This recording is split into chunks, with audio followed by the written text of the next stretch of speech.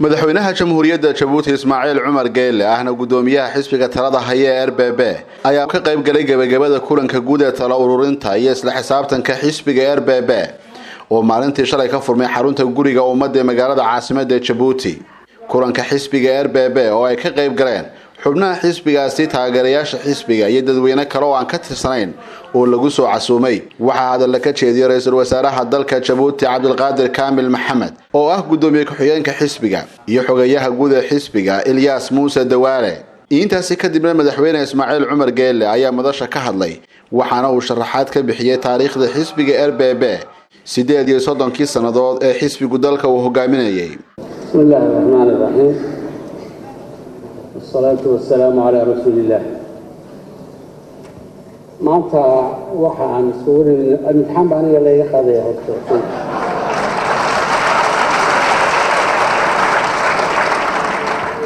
diyaar baan u ahay mar haddii aan dhex joogo xisbigii aan wax ku noqday talada aan ku qabtay إيه من بلوليسي لا إمكا سل إياه إمكا إياه إنت أنولا هنا ينقلد حزب قدرشديس الداني قاعد إنت أنا سؤاليه النقادين واحد جاله هنا دور قفبة أيام كوهد نبا نمرينيها ماشا دادكي بريقا الجوغي waxaan doonaynaa waxa weeyaan in la naga reebo oo taladii xisbiga dhalinta iminka jirta mustaqbalkeedii arkaysa lagu aamini karo dalka ama xisbiga lagu aamini karo in ay la wareegaan horeyna waanu nidhi iminkana waa ku celinayna تاريخ ده حزب هنا حزب ده اتكات ولا سوق هذا ونو حزب لقى ده معه مدعي سبب هذا كرن النساء راس سامبلمان لا أبكر فرنجا أوروي اسكتك قاسنا وحو دلي وحو كذا شيء ضد بدلوا اسكتك ضد كبدنا اسكتك هنا وحي كذا سياسيين يجبهدوا يو dad banaanayay xisbiga oo dagaal ugu jiray gobolnimadiisa aaminsana inay dadku inay yani dalkani uu gobolnimo heli karo in uu waxaa laga sheekeynayo oo dhan berriba waa la isqalayaa oo waa lagu kala tagayaa odhanaya inay beeneeyaan ku talagalay kolkii dee gobonimadii ay timidayna waa la kala dareerayaadii haddana la qabto ayaa loo baahay waxa loogu baahdayna waxay ahayd qadiyad masiiriya wey maxaa yeelay nolosheeda ayayba ku xidhnaydba ama waa jirayna ama ma jirayna sidaa uma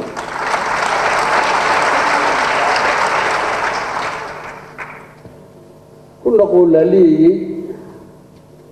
kuna danaynayey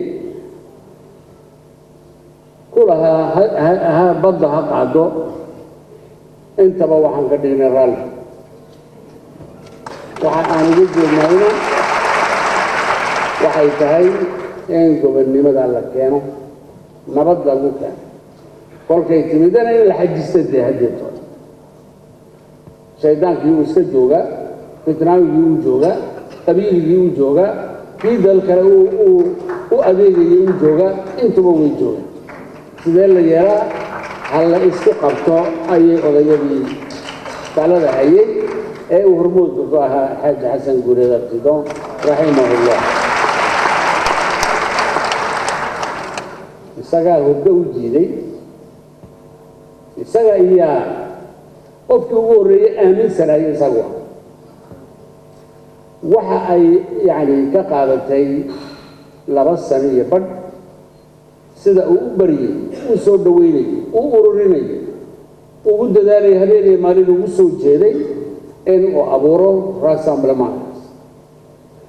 ninkii labaad ee la qabtayna barkad gurad xamadow Allah iyo rag badan oo kale oo halkan aan ka wada sheegi karaynin ayaa isugu tagay inay dhaqaajiyaan midnimada ku dhaqaajiyaan dad midaysan unbaa horumarna ku tallaabsan kara dadkaa midaysanin waxay ku midoobeen xisbiga buuxa marka taariikhdiisu kaaba marnaba kuma qornayn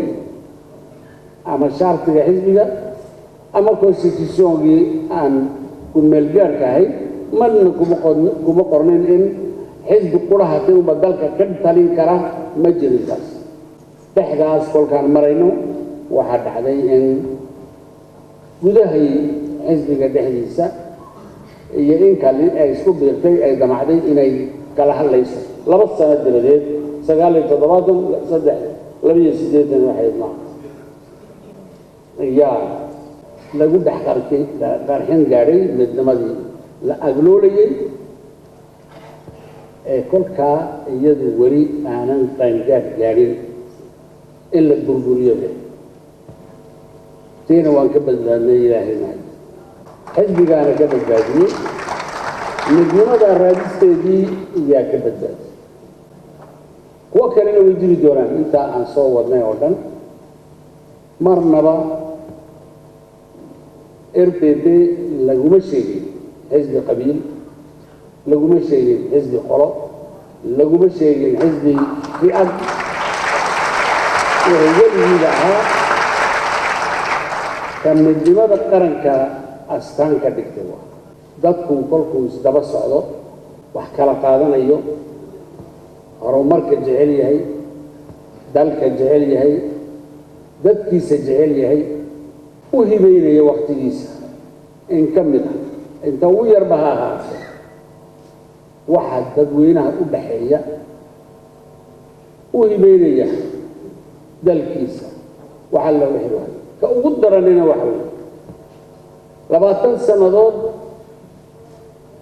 wiilka ama gabadha ay dawladdu soo korisay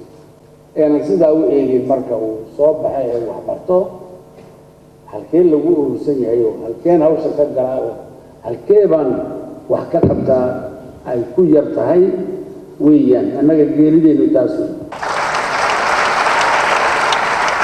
maxaa yeelay waxaa la yidhaahdaa annaasu calaa diini muluuki dadkani madaxda ah sida ay yihiin buu dadku noqda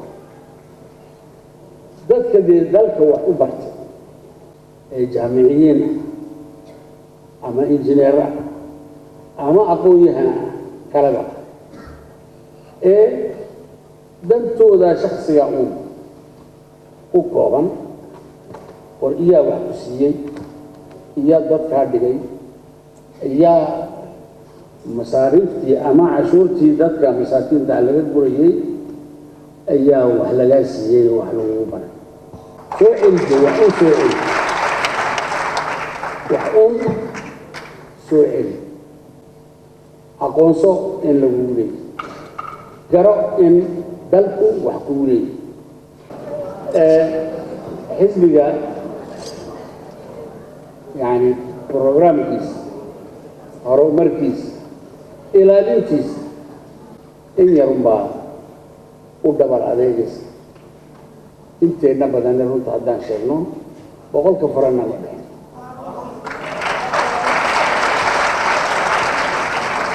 haddana sidoo ku jira uu guuleysanaya dalkuna uu sii wada dadweynuuna u sii aaminsan yahay niyad samideena baan ku tilmaamaya maxaa yeelay wax kale oo nidhaa oo hawl ah oo galno aniguna dadka sidii loo dhaqi karo in loo dhaqo kacaajiska ana inaad dhaqdo ka danaystaana inaad dhaqdo ka xaasidka inaad dhaqdo ka wax doonaya inuu meesha kula joogo inuu wax intaa helana waa inaad dhaqdo كأنه واحد جدبية دونه هنا الدعوة أو المسيسو إنتاس أردنا وإسقوط التحتي ومويا المجتمع نوع والبولي إن بان كده رسنا هنا جنين مسؤولي هنا ولا هذا معه xisbigeenu waxa uu ku dhaqdhaqaaqa uu ku socday dadkiisa weyn dadweynahana markaan hor tagno waxa aan ku doodnay ee ugu horeeyay waxa weeyaan dalka dadkiisa wada leh dadkiisa u dhashay iyo wada leh male reer hebel ma socdo midnimo qaran baa socota dal baa socda jamhuuriyadda dowladda la yiraahdaa hadalku halkaa kolku ka dhaqaaqayo kalsooni baa imanaysa kolka laga arko socodkaaga dhaqdhaqaaqaaga waxqabadkaaga laga arko in ma garanaysaa aynan kugu jirin xididka qabyaaladda uunan kugu jirin waa lagu aaminaya mahmaha inta ugu wanaagsan ee dadka soo dhaweynaysa inaad xafidaa wanaagsan waxa loo baahan yahay kulla dii xaqin xaqa min waliba waxa uu xaq u leeyahay unsi imika waxa aan samaynaynaa idinku maanta waxaa la yidhi university warde baashi madaxa la saaray baan soo qaadanay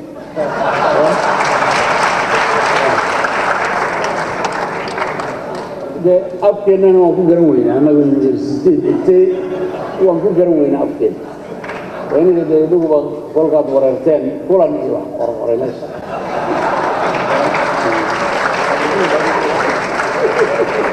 marka waxa weeyaan fursad la isku arko munaasabad la isku arko la doodo la wada hadlo waqtigan maanta aan joognayna waa qarnigii 21 maaha kii 20 waa laga guuri karaa 21 baa la joogaa oo waa numeric oo waa nolol kale carruurteedii iyo annagii isma afgaranayn hadda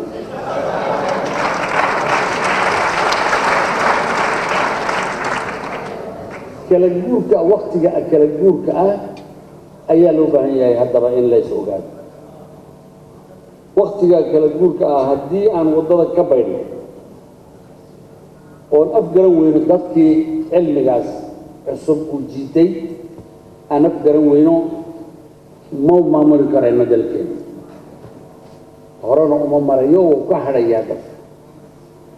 kolkaa waxaa dee kulankani uu yahay in sidee la iskula jaan qaadaa sidee aan hormoodkii aan ahayn unaanu ahanaa sidee loo yidhaahdaa xisbigani uu la qabsanaya waqtiga cusub uu la qabsanaya maskaxda cusub yacni horumarka adduunka socda ka afrika socda inuu ka hadhin buu aaminsan yahay ama ka muuqataa inuu dadku yidhaahdo ayaa loo baahan sidaa daraaddeed waxaa loo baahan yahay inaan xulanno ama aan iska dhaadhicino in aanan dhaafin ama aanan ka hadhin mustaqbalkan muuqda ee dalalkii qayrkeeda ahaa ee afrikaan ahaa iyo kuwo kaliba lagu tallaabsan taasina waxay doonaysaa aqoon bay doonaysaa aqoonta horteedna siyaasad midaysan oo u wada jeeda xagga waxqabadka u wada jeeda horumarka la dooni maayo yacni habdhaqanka qaarkeed dadkeenna anigu marmar ma garto nin wax bartay oo marka uu qaangaar noqdo uu la soo dhaweeyo shaqo la siiyo maalintaa wixii ka dambaysana danihiisa uun ka shaqaynaya oo qaarkood ay leeyihiin 2 sano ama 3 sano haddaan shaqeeyo inaan jinsiyad kala doonto ilaa igu waajibay oo carruurta iyo dumarka iska sii qaado adigu meelaha 2 sanadood ka soo noqo baasaboor kale marka dambana jeertan dambe soo gasho meesha aad tagayso dadka aad u tagaysay waa dad dadkiisiiba Soomaaliya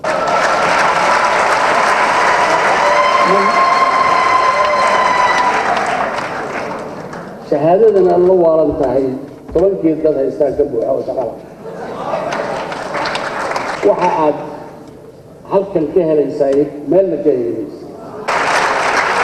wax lagu diidayahayna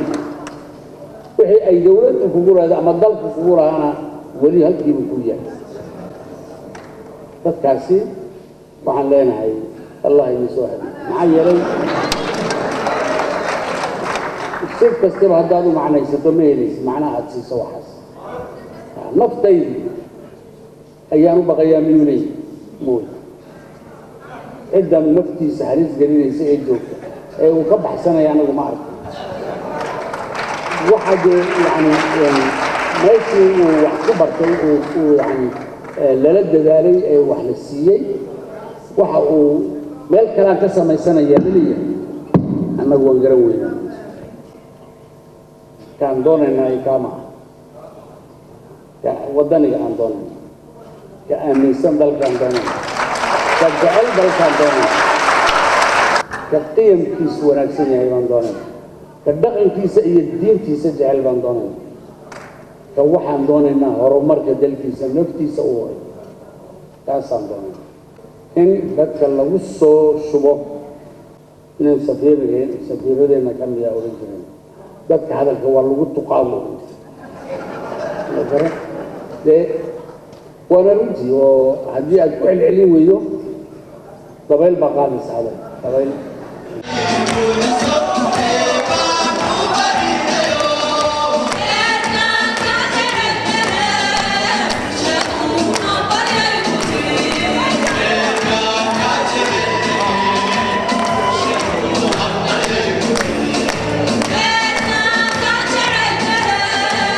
dadka su'aalaha weydiinaya madaxweyne Geel oo isugu jiray caruur iyo ciroolaba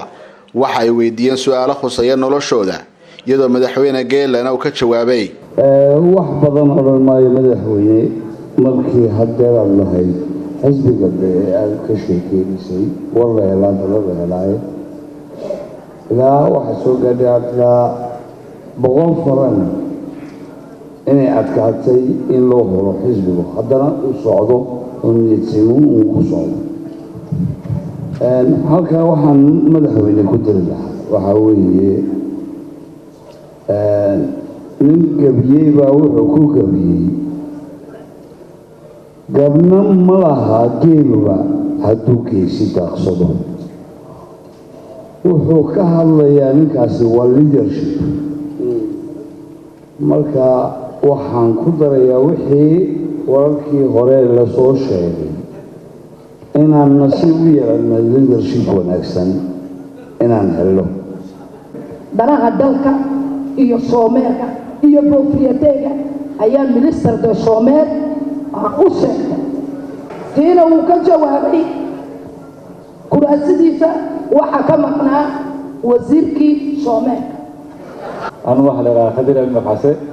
partie tan weydiisanayna waxa weeyaan communication weyna la rajiyo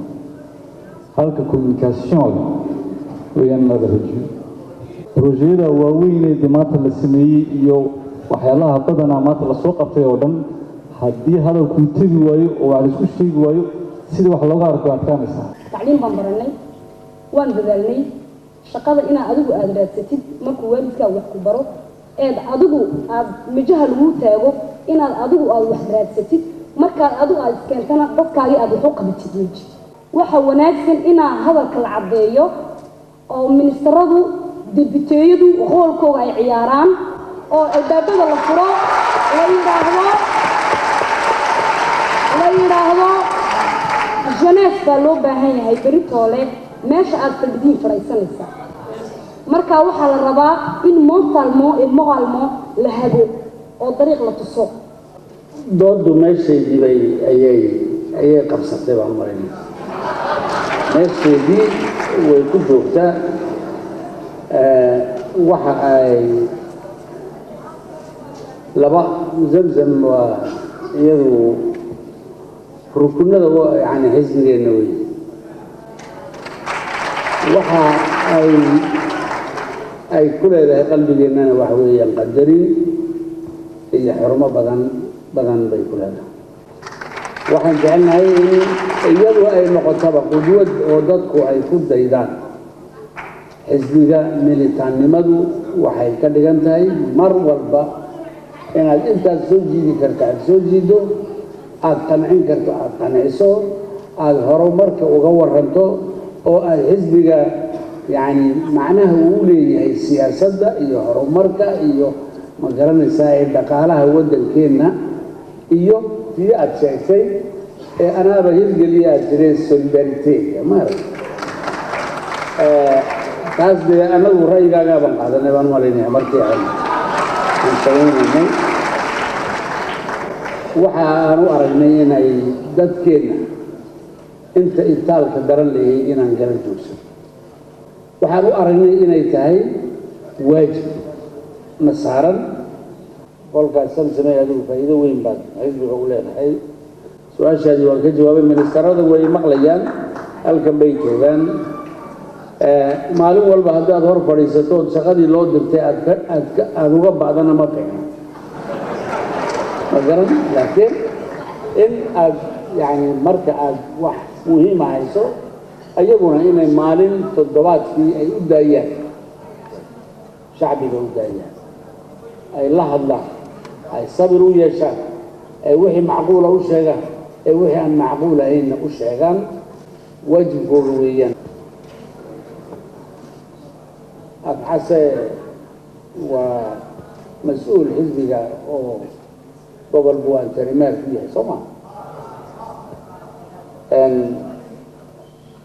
dadaalkaa dee adigoo intaa la eg iminka halka aad soo gashay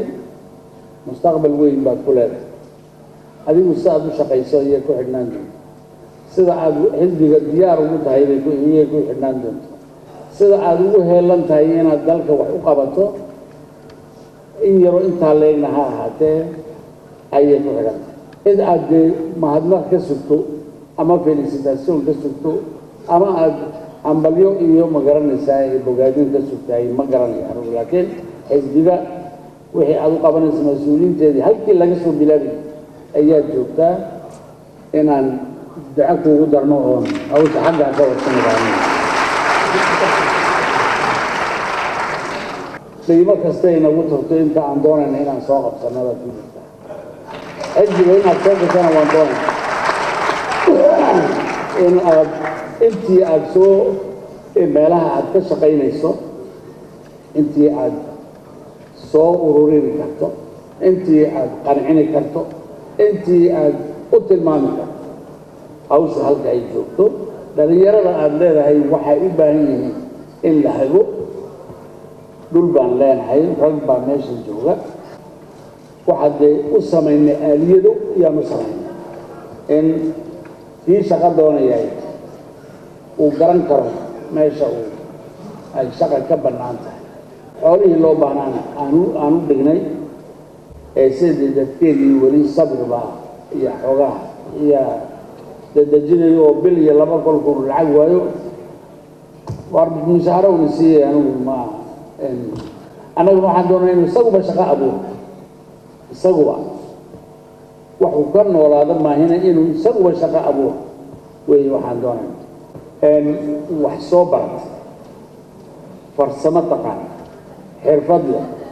aaminsan inay iyagu wax ka soo saari karayaan waxaa wixii dhibay ee hor joogay ayaan ka celinaynaa baan isleenahay waxa weeyaan marka runta ha la isku sheego maanta markaa la yidhahdo journée mondiale de la femme kama qayb galo iskama dhex arko weli diidaagitaasoo layma soo gelin pourtant maanta haweenkeeni meel kastay gaadhsiin dirigtaray leeyihin dibitaye leeyihiin maayar ba xataa himka la yeesho laakiin gabadhi baahida gaar kale maxay leedahay saciid daawud kusoo dhow mitrooga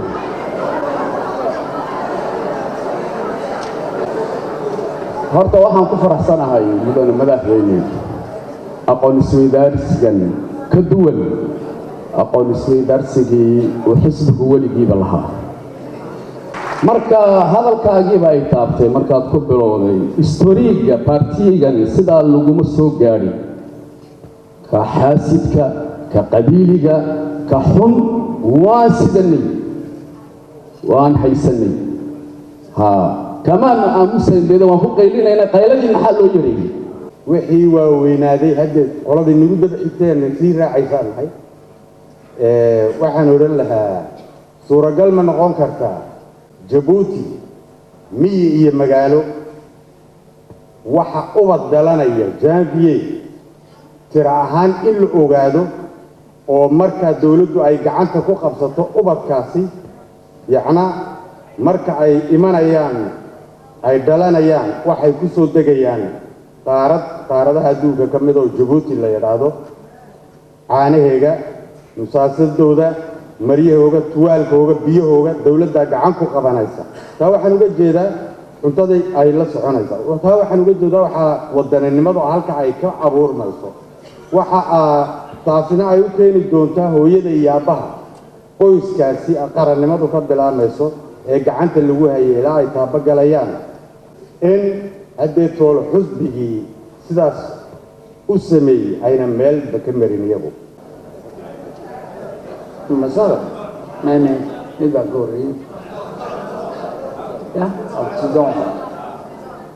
هي القصة جنب الشحل ولا قرولي لا يعني ما أعرف إيش كذا أن عروض والجد وصبر النبي يا حزب ومالك قرولنا يجمع مقاطعين لكن تربية دايما كل ده دالنا ومركز دمبي سيدا قردني الكل دكسلام سميي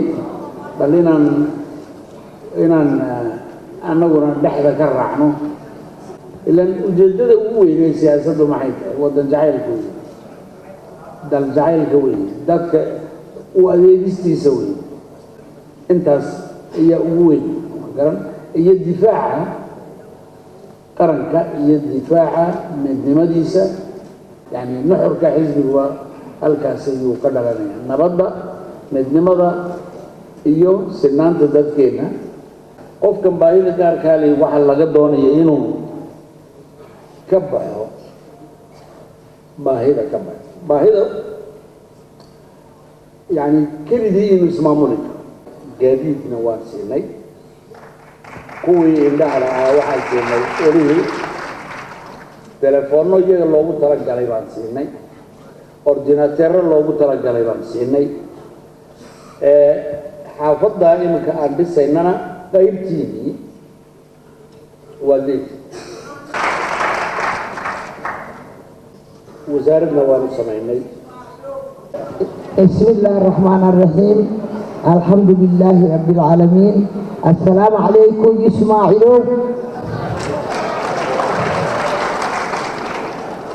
لفلين يدي أبام فرما يوي شنم الله ستيم فراي تبقى قوامر ما يوي أنا ويني فرامات كله أبتم فرا أوي نانو ويهرنا هنا ما هبتا ما تتينا لهبته كوكوا إنا منوي دائما نقول كهنا نقول ربنا نقول كهنا هو كاد يبلي الله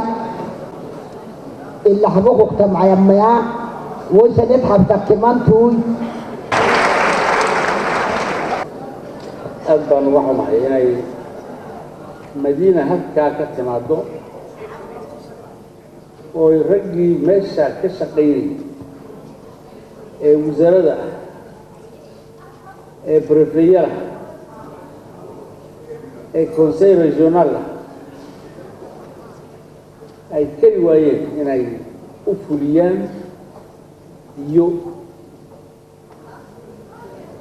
ما قرأني واحد مجلس من السنة مشاهد وحوق هذا السنة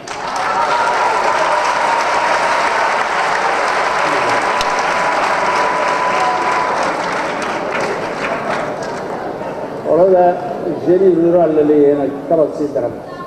هذا الكاس هذا أنا يسوق على الماء حزب جمهوري ما جماعة صار كاسنا ودلني مدينة إذ أي كثر سنتين عقلية بقول من بالسبعية ده بقول